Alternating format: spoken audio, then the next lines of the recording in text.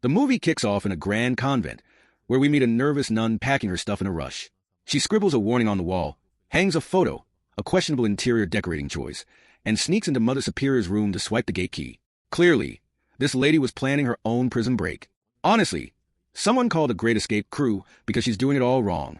As she fumbles with the main gate, for creepy nuns in black swoop in, bust her attempt, and drag her back inside. They weren't there for hugs, though. They punish her by burying her alive in a coffin. Yep, not exactly a 5-star retreat vibe. Enter Cecilia, our new protagonist, standing at a train station, waiting for someone. Soon, a man arrives to escort her to, surprise, surprise, the same creepy convent. On arrival, Cecilia is introduced to Mother Superior, who weirdly compliments her looks. Mother Superior, maybe toned down to America's Next Top Nun vibes, okay? Cecilia is then shown to her room by Sister Isabel, who gives her the lowdown on the convent. Apparently, this place is a retirement home for elderly nuns who have no one else to care for them. Cecilia was called here by Father Seltetsky, as helping people was her thing. In her room, Cecilia meets Sister Gwen, who is casually smoking like it's a rebellious nun fashion statement. During their chat, Cecilia shares her backstory. As a kid, she fell into a lake and nearly drowned. Doctors declared her dead, but she miraculously revived after 7 minutes. Cecilia believes Jesus saved her for a purpose, which is why she decided to dedicate her life to God. 7 minutes underwater, and now dedicating her whole life? Jesus really pulled the ultimate lifeguard move. Cecilia is later summoned to take her vows, officiated by Father Seltetsky and Cardinal Franco Merola.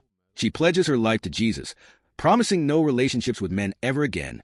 So, basically, she swiped left on Tinder forever. After the vows, Father Seltetsky advises Cecilia to take good care of herself. She agrees, but things get spooky soon after. In the bathroom, Cecilia hears crying and follows the sound to the church. There, she finds a nun weeping loudly on the floor. Because apparently, convents don't have therapists, just drama and creepy vibes. And so begins Cecilia's journey into a world of mystery, faith, and downright eerie convent drama. Someone get this girl a flashlight and a buddy system, Eddie. Cecilia finds herself in a nightmare where a weeping nun with a terrifying face leaves her utterly petrified. Before she can process what's happening, Sister Francesca enters and takes Cecilia to a room where a relic of Jesus Christ is kept, complete with a nail. Francesca insists Cecilia mimic the crucifixion wounds by making marks on her body. What's next? A DIY crucifixion kit. A group of nuns appears, and things get intense until Cecilia wakes up, realizing it was all just a nightmare. But the spookiness doesn't end there. That night, she feels a presence in her room. Turning on the lights, she finds nothing because, of course, scary vibes love to play hide and seek. The next day, during a convent meeting, Cecilia chuckles at something Mother Superior says. Mother Superior does not appreciate it, but keeps silent. Pro tip, Cecilia, laughing at your boss in a creepy convent isn't exactly career-friendly behavior. Everyone returns to their duties. Cecilia washes clothes, then faces a new challenge, killing a chicken for dinner. Unable to do it, she finds a dead body among the clothes she was folding. Talk about losing your appetite. That night, as Cecilia sleeps, an elderly woman sneaks in and starts cutting her hair. Naturally, Cecilia freaks out, but convinces herself the woman might be sleepwalking. She escorts her back to the retiree's sleeping area. On her way out, Cecilia notices a strange cross-shaped burn mark on the woman's leg. Let's be real, this convent needs an exorcist, not more sisters. The next day, after a chat with Sister Farida, Cecilia learns Farida joined the convent after being betrayed by a man. Cecilia shares her own story, but their bonding session is cut short when Cecilia suddenly starts vomiting. After a medical checkup, it's revealed that Cecilia is pregnant. This revelation shocks everyone, especially Cecilia, who insists she's a virgin. Imagine the awkwardness. I haven't even held hands and now I'm pregnant. When word spreads, the sisters start to believe Cecilia is the new Virgin Mary, carrying Jesus Christ in her womb. They begin treating her like royalty. From folding clothes to queen of the convent. That's some promotion, but not everyone is on board. Sister Isabel, clearly not a fan of the celestial favoritism, watches the whole spectacle with growing annoyance. Jealous much, Isabel? Or just tired of the drama? And so, Cecilia's already strange journey takes an even more bizarre turn as she navigates miracles, suspicions, and some serious convent drama. Let's just hope no one tries to name the baby after Mother Superior. Cecilia's strange life continues as she starts vomiting again. This time, it's not just a usual sickness, it's teeth-breaking weird. Because apparently, morning sickness wasn't dramatic enough. The next day, while Cecilia is taking a bath, Sister Isabel shows up and tries to drown her. Why? Because Isabel believes she should be the one in Cecilia's position, as if being pregnant under mysterious circumstances was a prize worth fighting for. Cecilia screams so loudly that others rush in, stop Isabel, and drag her away. After this chaos, Dr. Gallo checks Cecilia again and declares everything normal. But Cecilia, understandably scared, asks Father Tedski to send her to a hospital. Tedski refuses, insisting no one could care for her as well as he could. Sure, Ted, because this convent is basically the Hilton of horror hotels.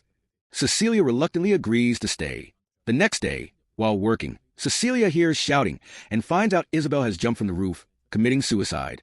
Her face is horribly disfigured, leaving Cecilia horrified and in tears. As Isabel's body is taken away, Sister Gwen warns everyone to leave the convent before they suffer the same fate. But Deacon Enzo quickly silences Gwen and drags her away, because in this place, speaking sense is clearly a crime. That night, Cecilia is alone in her room when a photo on the wall falls. Behind it, she discovers writing in an unfamiliar language. Curious, she uses a dictionary to translate it and learns the unsettling truth. The devil is behind everything happening to her. Plot twist. Even the devil probably thinks this convent is too dramatic.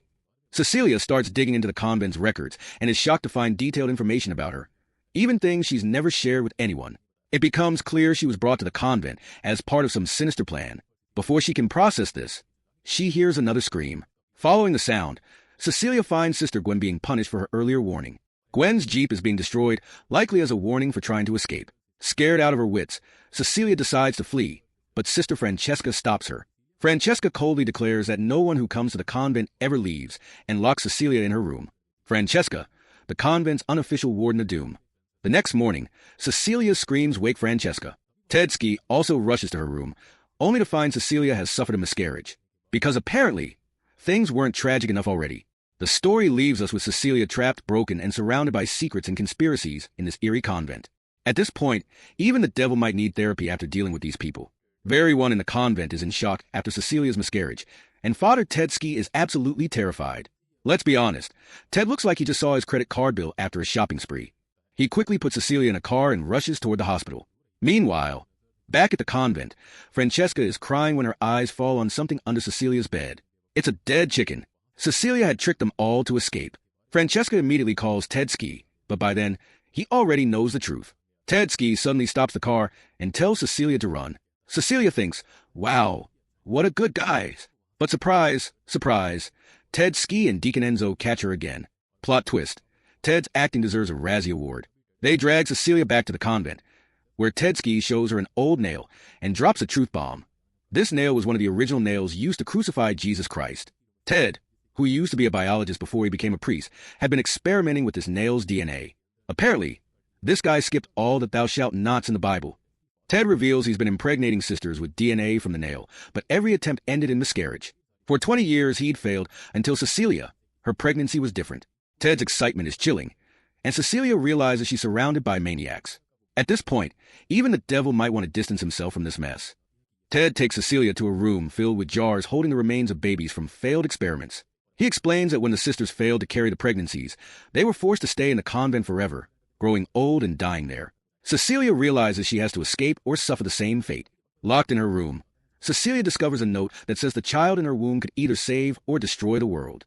She panics, realizing that while the child carries Jesus' DNA, it's cursed because the blood was obtained through suffering.